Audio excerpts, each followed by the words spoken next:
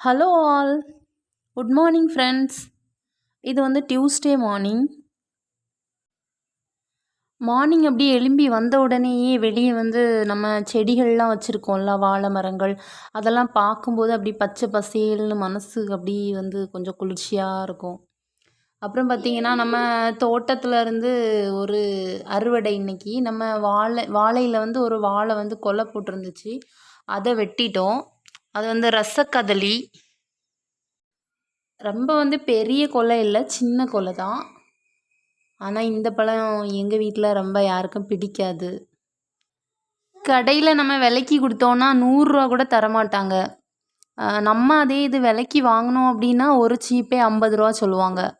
அதனால் பிடிக்காட்டாலும் சின்ன பிள்ளைங்க ஒவ்வொன்றா அப்படி சாப்பிடட்டுன்னு சொல்லிட்டு வீட்டில் தான் பழுக்க வைக்கணும். அப்படியே நம்ம கிச்சனில் உள்ள வேலைகளை தான் பார்க்கணும். கிச்சனை வந்து பார்த்த உடனேயே கிச்சன் வந்து க்ளீன் பண்ணாமல் அப்படி கிளம்ஸியாக இருந்தோடனே மனசுக்கே சோர்வாக இருந்துச்சு. உடனே நான் க்ளீன் பண்ண ஆரம்பிச்சிட்டேன்.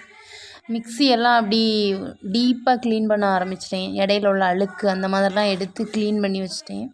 ஏன்னா 2-3 நாள் மிக்ஸி க்ளீன் பண்ணவே இல்லை. க்ளீன் பண்ணிவிட்டு அப்புறம் பார்த்திங்கன்னா கேஸ் அடுப்பும் ரொம்ப அழுக்காக இருந்துச்சு. அதையும் சோப்பெல்லாம் போட்டு க்ளீன் பண்ண ஆரம்பிச்சிட்டேன். அப்புறம் கிச்சன் ஸ்லாப் இருக்குல்ல, அது ஃபுல்லுமே தண்ணியெல்லாம் ஊற்றி விட்டு டீப்பாக க்ளீன் பண்ணால் தான் ரொம்ப நீட்டாக ஃபீல் பண்ண முடியும். அந்த மாதிரி தண்ணியெல்லாம் ஊற்றி க்ளீன் பண்ணிட்டேன். நம்ம கிச்சனை பார்த்திங்கன்னா எப்போவுமே ஒரு ஈர துணியை வச்சு நம்ம க்ளீன் பண்ணுவோம். அது வந்து ரொம்ப டீப் க்ளீனிங்காக இருக்காது. நம்ம வாரத்துக்கு ஒரு தடவைனாலும் இந்த மாதிரி தண்ணியை விட்டு அலசி விடும்போது வந்து பார்த்திங்கன்னா ரொம்ப நீட்டாக ஃபீல் பண்ண முடியும். ஃப்ரெண்ட்ஸ், நீங்கள் யாரெல்லாம் உங்கள் வீட்டில் இந்த மாதிரி தண்ணியெல்லாம் ஊற்றி அலசி டீப்பாக க்ளீன் பண்ணுவீங்க? கமெண்டில் சொல்லுங்கள் ஃப்ரெண்ட்ஸ். நம்ம சேனலில் இனி ஹெல்த்தி லைஃப் ஸ்டைலுக்கு தேவையான ஒரு சில குறிப்புகளை வந்து நம்ம டெய்லி ஒவ்வொன்று வந்து ஷேர் பண்ணிக்கலாம். எனக்கு தெரிஞ்ச நான் வந்து லைஃப்பில் ஃபாலோ பண்ணக்கூடிய ஒரு சில சின்ன சின்ன விஷயங்கள் தான். ஆனால் அது ஒரு சயின்டிஃபிக்காக நிரூபிக்கப்பட்ட விஷயங்கள். டெய்லி மார்னிங் ப்ரஷ் பண்ணிவிட்டு வெறும் வயிற்றில் ஒரு 1/2 லிட்டர் தண்ணி குடிக்கணும். என்னடா இவங்க தண்ணியை சொல்கிறாங்க அப்படின்னு சொல்லிட்டு நீங்கள் சிம்பிளாக நினைக்காதீங்க. நம்ம காலையில் எழும்பின உடனே தண்ணி குடிக்கும்போது ஃபஸ்ட்டு நம்ம வயிறு வந்து க்ளீன் ஆகும். வயிறு க்ளீன் ஆகும்போது நம்ம மூளைக்கு வந்து புத்துணர்ச்சி கிடைக்கும். நம்ம உடம்புல உள்ள கழிவுகள் எல்லாமே வெளியேறும்போது நம்ம உடம்பு வந்து எப்போவுமே ஆரோக்கியமானதாக இருக்கும். எந்த நோயுமே நம்ம உடம்புல வராது. நம்ம ஆரோக்கியமாக வாழலாம். நான் மார்னிங் என்ன பிரேக்ஃபாஸ்ட் பண்ணேன் அப்படின்னு பார்க்கலாம் வாங்க. ஃபஸ்ட்டு ஆம்லா ஜூஸ் குடிக்கிறதுக்காக ஹாட் வாட்டர் ஊற்றிட்டு ஆம்லா ஜூஸ் எடுத்துக்கிட்டேன். டிஃபன் வந்து தக்காளி சட்னியும் தோசையும் தான். தக்காளி சட்னிக்கு தேவையான பொருட்கள்லாம் வெட்டி வச்சாச்சு. ஒரு 4 தக்காளி, ஒரு பெரிய வெங்காயம், 2 பச்சை மிளகா, காரத்துக்கு தகுந்த மாதிரி சேர்த்துக்கலாம். அப்புறம் மல்லி தழைகள் கொஞ்சம் வெட்டி வச்சுக்கலாம். கடாயில் எண்ணெய் ஊற்றிட்டு ஜீரகம் இல்லைனா பெருஞ்சீரகம் போட்டுக்கலாம். பெருஞ்சீரகம்னா சோம்பு, அது போட்டுக்கலாம். ரொம்ப மணமாக இருக்கும். அது கூடவே வந்து பார்த்திங்கன்னா உளுந்து கொஞ்சம் அதிகமாக போடும்போது தக்காளி சட்னி வந்து ரொம்ப டேஸ்ட்டாக இருக்கும். நெக்ஸ்ட்டு பார்த்திங்கன்னா 2-3 பல் பூண்டு சேர்க்கணும். அப்புறம் நம்ம வெட்டி வச்ச காய்கறிகள் எல்லாத்தையும் ஒன்று ஒன்றா சேர்த்துற வேண்டியதான். எல்லாத்தையும் போட்டு நல்லா வதக்கிட்டு தேவையான அளவு உப்பும் சேர்த்துற வேண்டியதான்.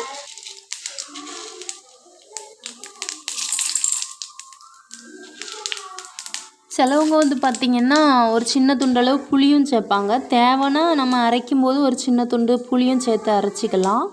ஆனால் எங்கள் வீட்டில் உள்ள எல்லாத்துக்குமே வந்து தக்காளியில் உள்ள புளிப்பே போதும். அதனால் வந்து நான் சேர்க்கலை. தேவைன்னா நீங்கள் சேர்த்துக்கோங்க. யாருக்கெல்லாம் தோசை கூட தக்காளி சட்னி பிடிக்கும்னு சொல்லுங்கள். எனக்கு வந்து தோசை கூட தக்காளி சட்னி தான் பிடிக்கும். சிலவங்களுக்கு வந்து தேங்காய் சட்னி பிடிக்கும்.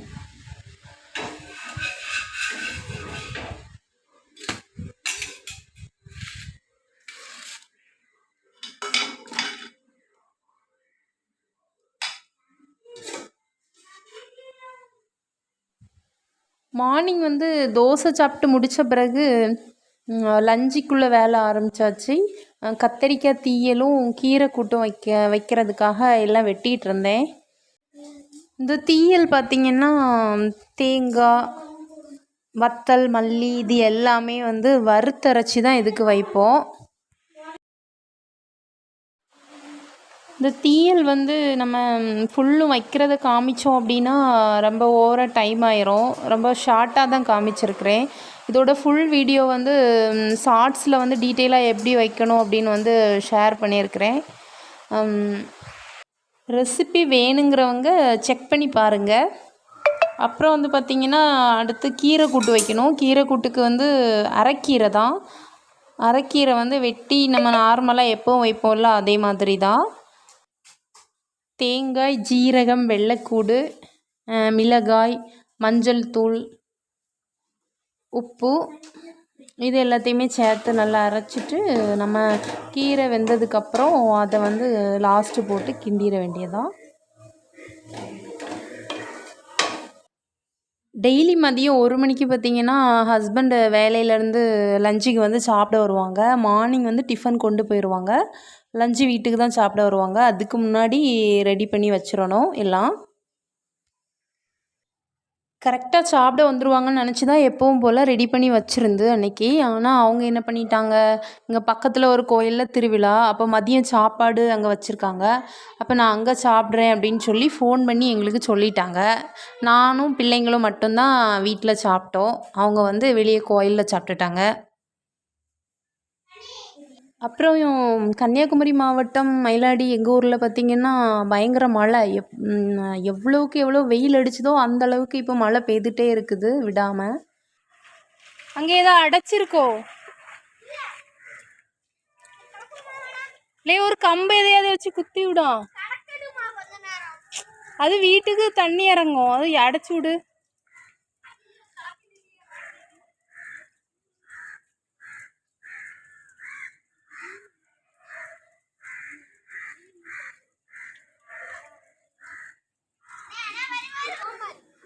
மாடியில் வந்து மடையில் தண்ணி கெட்டுப்பட்டு கிடந்தது. அதான் தண்ணியை வந்து திறந்து விடணும், இல்லைன்னா வீட்டுக்குள்ளெல்லாம் தண்ணி இறங்குற மாதிரி ஒரு மாதிரி ஆயிரும். அப்படியே முருங்கை மரத்தில் முருங்கைக்காயெல்லாம் நல்லா விளைஞ்சிட்டு, இதுக்கு மேலே நம்ம முருங்கைக்காயை விட்டோம் அப்படின்னா அது நல்லா முத்திரும். அதனால அந்த முருங்கைக்காய்களையும் பறிச்சிட்டு அப்படி வரலான்னு சொல்லிட்டு தட்டில் போய் பார்க்க போனோம். ஆனால் பிள்ளைங்களுக்கு பார்த்திங்கன்னா மழை பெய்தாலும் வெயில் அடித்தாலும் ரொம்ப ஜாலி தான். அந்த மழை தண்ணியிலலாம் கிடந்து 2 பேருமே பயங்கர விளையாட்டு. சொன்னாலும் இப்போ நம்ம சொன்னால் ரொம்ப கேட்க மாட்டாங்க. ஒரு கம்பு எடுத்தால் 2 பேரும் கேட்பாங்க.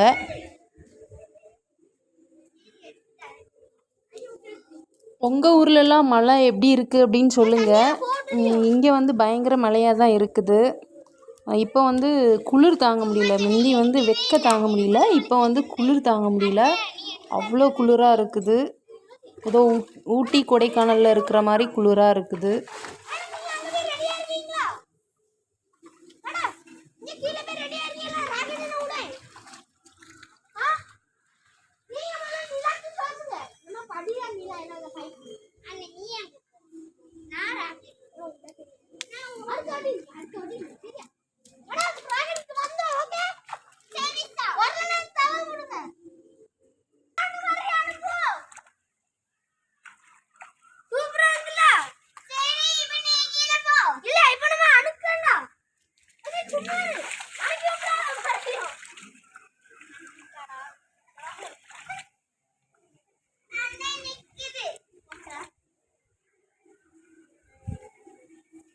ரெண்டு பேரும் வாங்க வீட்டுக்கு.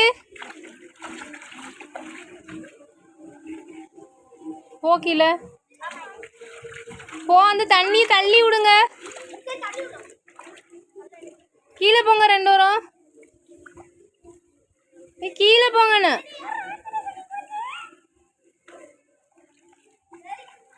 இல்லை, ஒரு கம்பு எடுத்து குத்தி விடுங்க. நீ தான் அடைச்சு வச்சிருந்தியோ?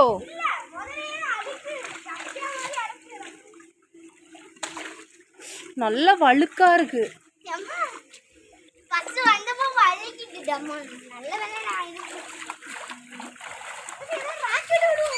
தண்ணியில் ஆட்டத்தை பார்த்தீங்களா ஃப்ரெண்ட்ஸ்? ஏதோ ராக்கெட் விட்டு விளையாட போடுறாங்களாம். நம்ம கூப்பிட்டாலும் வரமாட்டேங்க, அதட்டா வந்துடுவாங்க. சரி பாவம், லீவில் இன்னும் 1 வாரம் விளையாடுவாங்க, விளையாண்டுட்டு போட்டோம்.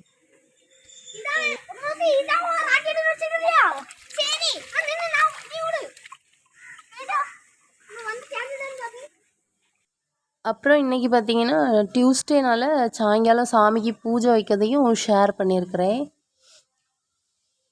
பூக்காரரு இன்றைக்கி வரவே இல்லை, இல்லைன்னா சாமிக்கு நிறைய பூ போட்டிருக்கலாம்.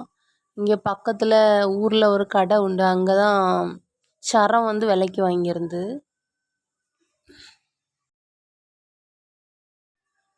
சாமிக்கு விளக்கெல்லாம் வச்சு தீப தூப ஆராதனைகள் எல்லாமே காட்டியாச்சு.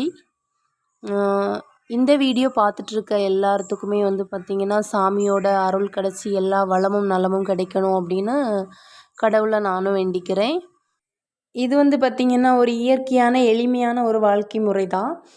நம்ம சேனல் பிடிச்சிருந்துன்னா நம்ம சேனலுக்கு ஒரு லைக் பண்ணுங்கள், இந்த வீடியோவை ஷேர் பண்ணுங்கள், சப்ஸ்கிரைப் பண்ணுங்கள் ஃப்ரெண்ட்ஸ். தொடர்ந்து நம்ம சேனலுக்கு சப்போர்ட் பண்ணுங்கள். டேக் கேர், பாய்.